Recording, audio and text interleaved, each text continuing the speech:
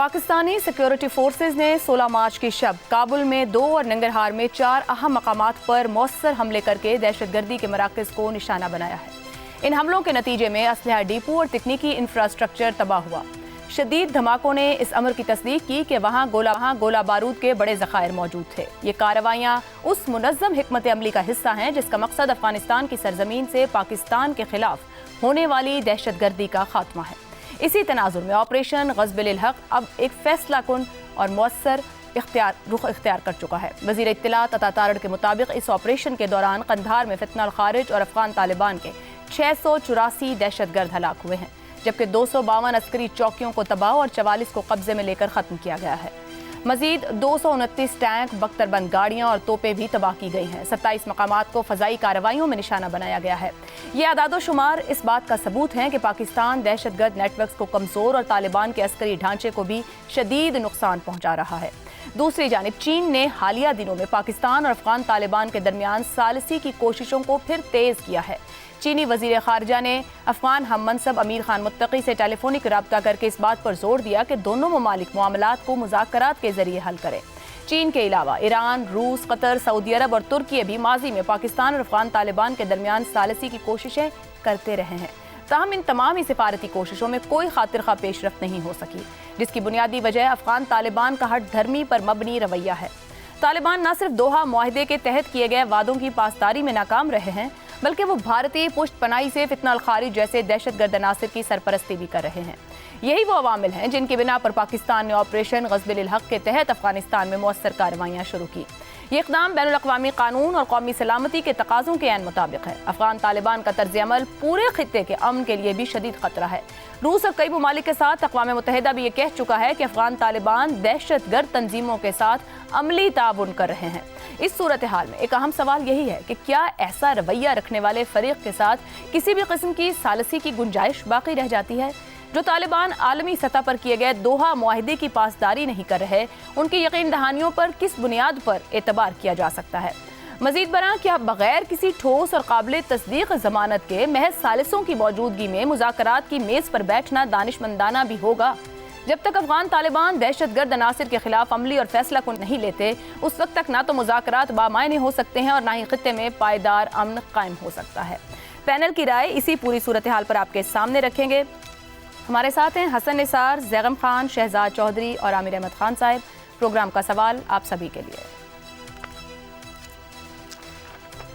سفارتکاری، ثالثی اور مذاکرات کی تمام تر کوششیں، افغان طالبان کا مسلسل ہٹ دھرمی کا مظاہرہ، آپریشن غصب للحق، کامیاب عسکری حکمت عملی کا اظہار، کیا اب افغان طالبان کے ساتھ ثالثی کی گنجائش باقی رہ جاتی ہے؟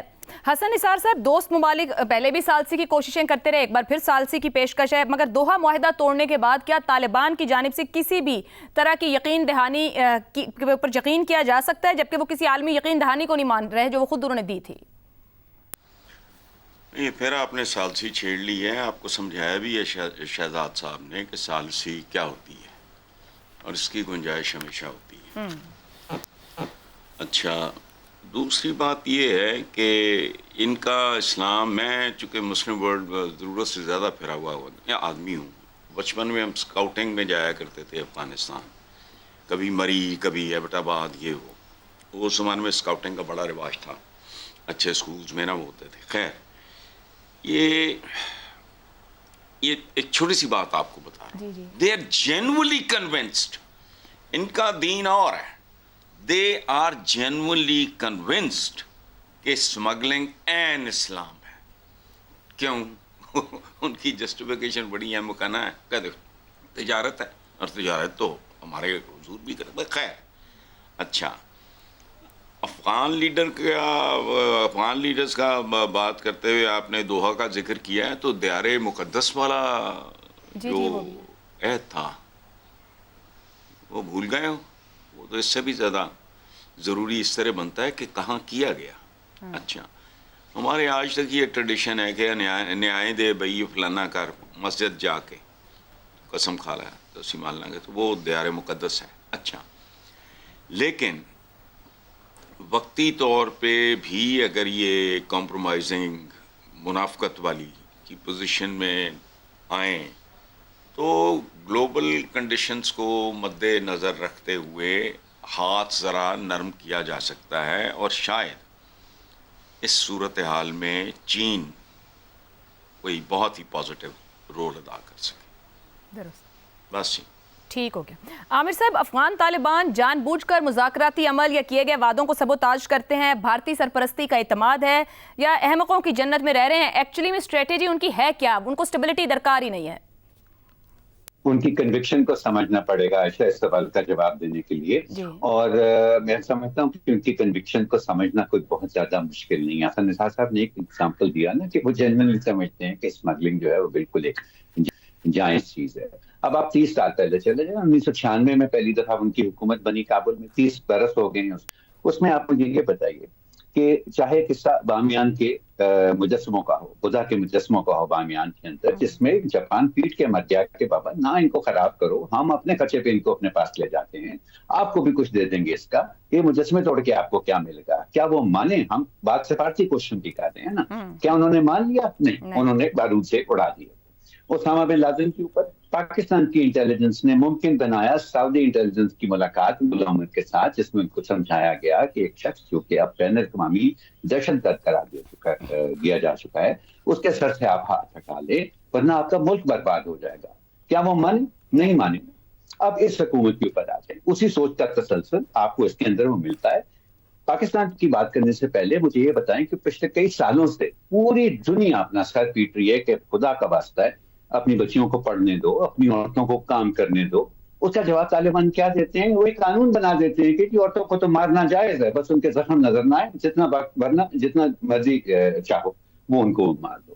پھر آپ مجھے یہ بتائیں کہ اس سارے عرصے میں یہ جنگ افغانستان پر پاکستان کی جانب سے حملے ہونے سے پہلے کتنی دفعہ پاکستان نے ان سے کہا ہے کہ آپ تحریک طالبان پاکستان کو لگام ڈالیں؟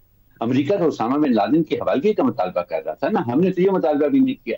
ہم نے ان سے کہا کہ آپ ان کو لگام ڈالیں، یہ آپ کی سرزمین کو ہمارے خلاف نہ استعمال کریں. اس کا کیا نتیجہ نکلا؟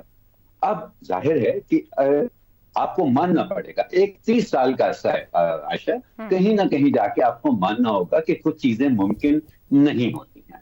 تو اگر سفارتکاری یہاں پر ممکن نہیں ہے تو جس صورت میں ہم سفارتکاری کو جانتے ہیں، تو میرا خیال ہے شہزاد چودھری صاحب کی بات بہت اہمیت ہے کہ آخر ہم نے افغانستان کے اندر ایک عرصہ دراز تک مذہبی انتہا پسندوں کے ساتھ اپنے روابط رکھے ہیں، ان کی ہم مدد بھی کرتے رہے، ان کے لیے بہت کچھ کرتے رہے، ہم نے ان کو پناہ گاہیں بھی دی ہیں پاکستان کے اندر.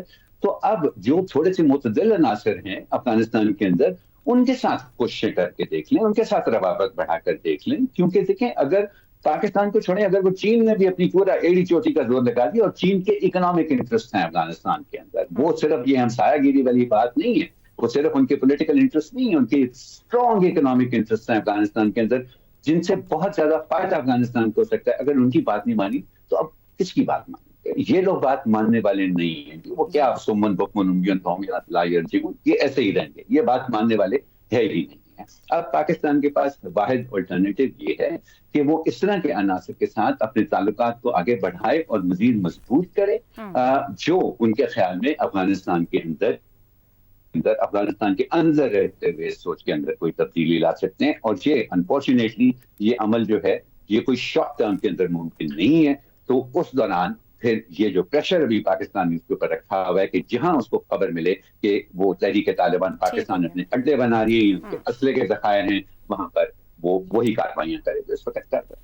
درست ہو گیا جی. گنجائش رہتی ہے بات چیت کی، مگر افغان طالبان نے ہمیشہ ہی ہٹ دھرمی کا مظاہرہ کیا ہے. پھر وہ سفارتکاری اور ثالثیہ مذاکرات انہیں ناکام کیا، تو فیصلہ افغان طالبان نے کرنا ہے کہ انہیں استحکام درکار ہے یا پھر جنگ.